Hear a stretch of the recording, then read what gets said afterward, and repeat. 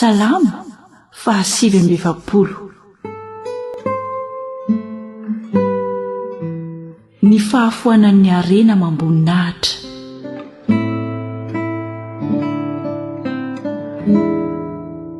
Mandrenesa izao ry firenena rehetra, mihaino ry mponina rehetra amin'izao tontolo izao, na ny ambany na ny ambony, na ny manan-karena na ny malahelo.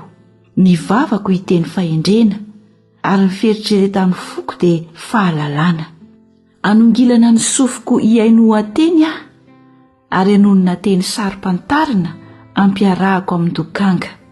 Nahoana no atahotra amin'ny andro fahoriana noho ny manodidina ny aratsian'ny mpamingana ahy, dia izay mahatoky ny hareny sy mirehare amin'ny habean'ny fananany. Tsy misy mahavotra ny rahalahiny akory na mahazo manome an'Andriamanitra izay avony, fa sarotra avotra ny ainy ka tsy azo atao mandrakizay. Mba ho velona mandrakizay izy ka tsy ho latsaka ao amin'ny lavaka, fa hita fa maty ihany ny olon-kendry, ary ny adala sy ny ketrina samy levona ka mamela ny fananany ho an'ny hafa.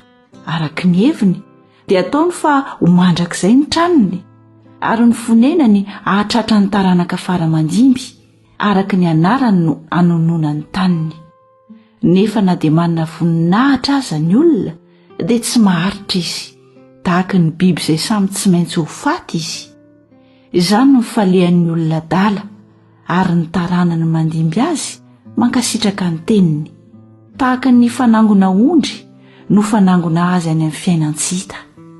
Ny fahafatesana no mpiandry azy, ary anapaka azy ny mahitsy noho ny maraina, ary ny bikany ho levona any amin'ny fiainan-tsy hita ka tsy hisy fonenany. Fa Andriamanitra kosa hamonjy ny aiko amin'ny herin'ny fiainan-tsy hita, sady handray ahy izy. Aza matahotra ianao raha misy olona tonga manan-karena ka mitombo ny voninahitry ny tranony, fa tsy hitondra na inona na inona izy raha maty. Tsy mba hidina naraka azy ny voninahiny, na dia miarahaba-tena azy izy raha mbola velona, fa hidiranao ny olona raha manisy sonin-tenanao ianao. Dia akany amin'ny razana izy, tsy ahitany mazava intsony mandrakizay ireny. Izay olona manana voninahitra nefa tsy manan-tsaina dia tahaka ny biby izay samy tsy maintsy ho faty.